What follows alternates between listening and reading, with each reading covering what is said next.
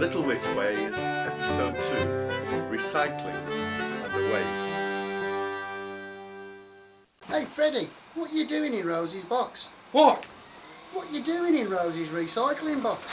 What are you talking about, Barry? They were spread across the pavement and I was, tidying them. Tidying them. Right, tell me Freddie, do you think I came in on the last salt barge? I've warned you before about lifting people's rubbish, mate. At least don't do it in front of me, then I'm complete innocence. But you've passed me some good stuff yourself in the past. Oh, Nick, keep your voice down. Jez is only next door, didn't you? Okay, mate. You didn't see anything. Relax. I couldn't be more relaxed.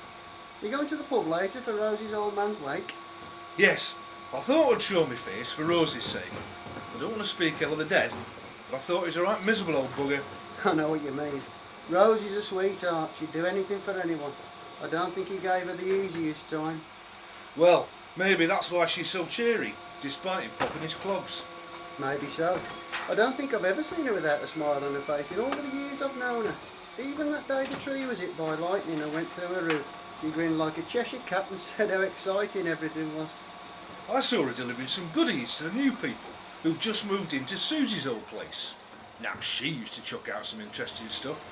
I think Rose must start flouring the baking tins as soon as the soul sign goes up in this village. Hey, Barry! What?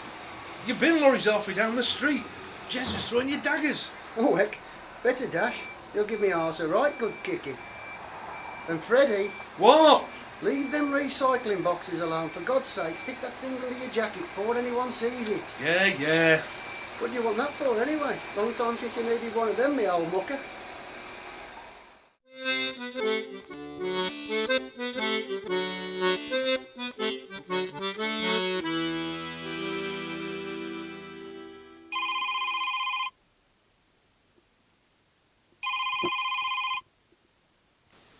Hello? Oh, hello. Is that Annie, Tim's mum? Is Tim there? It's Gwen from the pub. Well, certainly a body. I can't account for his mental abilities at this time in the morning. Tim! Phone! Sorry, Gwen.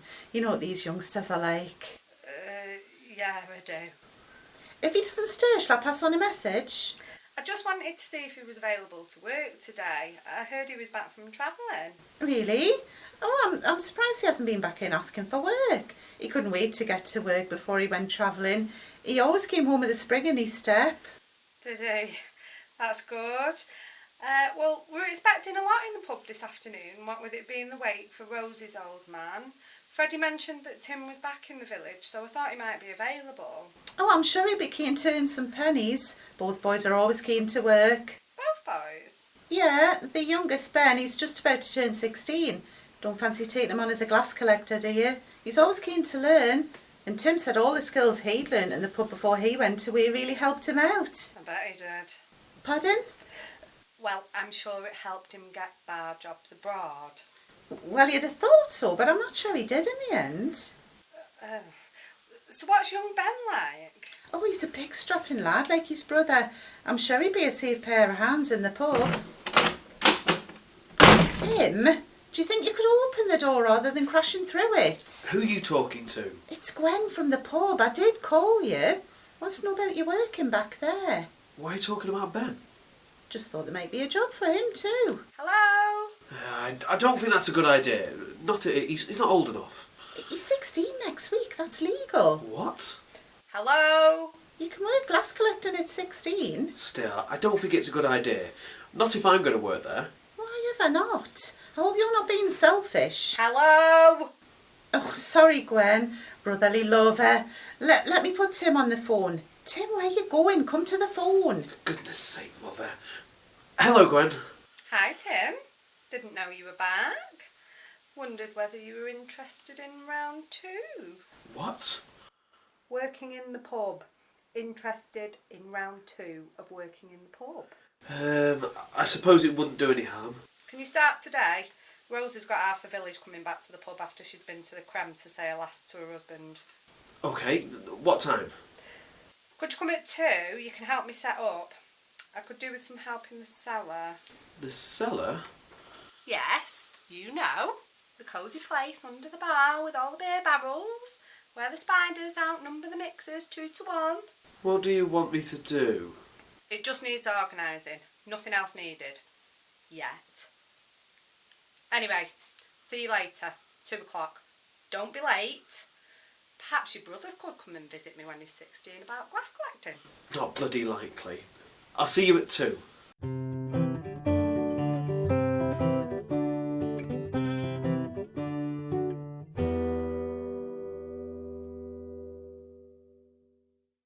Oh, Ali, I feel quite indulgent having a blow-dry midweek. I only had it cut last week.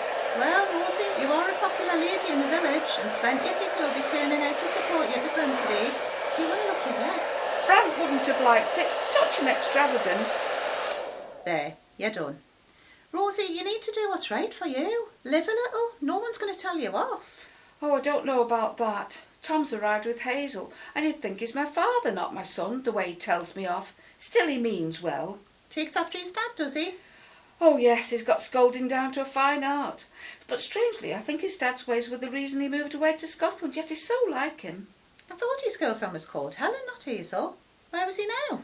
Yes, Helen. Didn't I say Helen? No, you called her Hazel. Oh, I keep doing that and getting told off. You see, I explained I had a piglet as a child called Hazel, but that didn't seem to help, and she's such a lovely girl. Where are they now?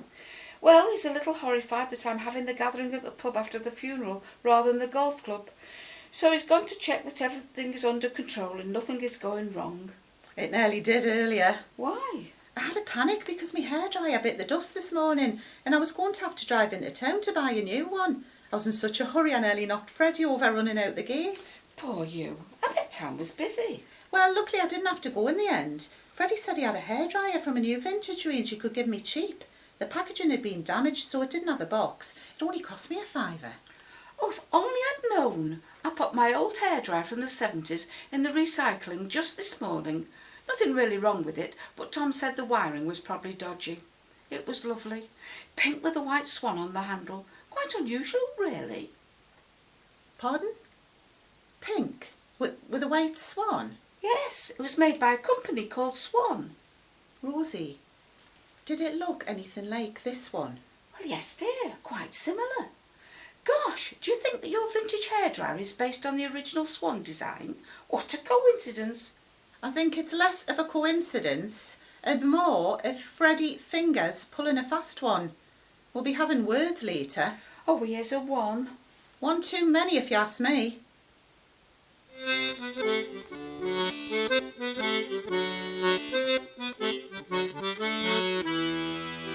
Hi, David. Here I am, Liz, my little lady. Ready to walk you home. Shall we go? How was your first day at school, Poppy?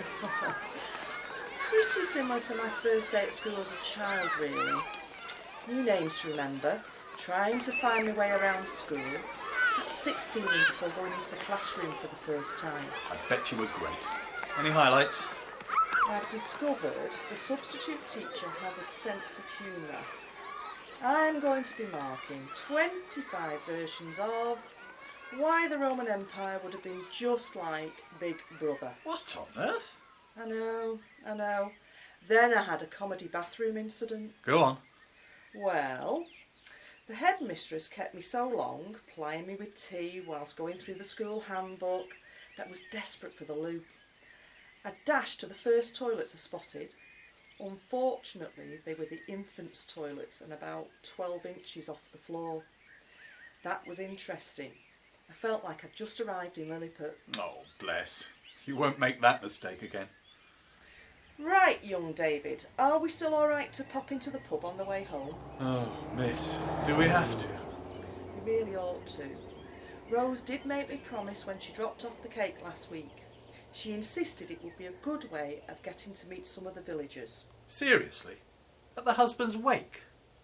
The jolly nature of her invitation does seem a little inappropriate, but then Rose doesn't seem to have noticed. Well, we're nearly at the pub, so we could just show our faces. Gosh, well, she's busy. Drink, Liz. Yes please, spritzer. Can I just squeeze through? Over here, love, when you're ready. Oh, you came. I'm so pleased. Hello, Rose. How are you? It must have been a difficult day for you. It's been very nice, dear. Everyone has been so lovely to me. There are a lot of people here. Sign of a very popular man. Well, Frank didn't really see popularity as important. But you always knew where you stood with him, he made sure of that. Well, that's not a bad thing.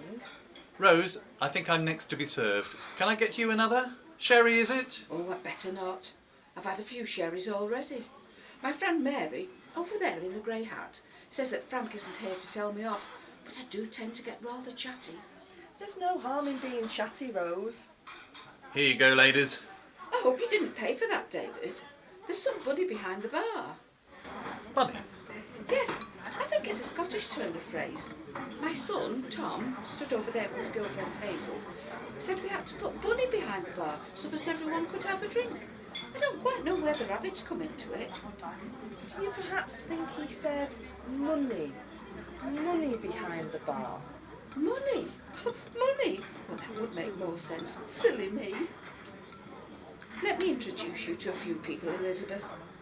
Over there in the corner, in the tweed jacket and black cravat. Cooey! Colonel!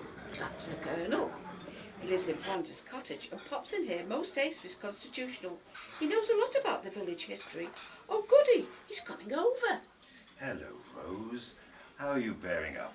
I'm very well, Colonel. Have you met Liz? She's just moved into the village. Ah, no. But you must be the one who's married to Mr. String Theory. I'm looking forward to meeting him at some stage. Well, you won't have to wait too long. He's right behind you. Excuse me. There you go. Aha! So you're Mr. String Theory. I would love to know more about it. Well, have you got an hour or so? Sam, what are you doing behind the bar again? Well, John, I'm a bit short and it's coming up to Wesley's birthday. Gwen said she needed some help for Frank's send-off, so here I am. Why didn't you say something when we were round at the house? I could have helped. Here, take this 20. Let's get back to Sylvia. Well, thank you. And I'll bear it in mind for the future. Excuse me. Excuse me. Sorry, dear, I got held up in the top. But you still had time to have a chat with Sam. Well, I was just saying how well she's cleaned our house. I thought you paid her already. Anyway.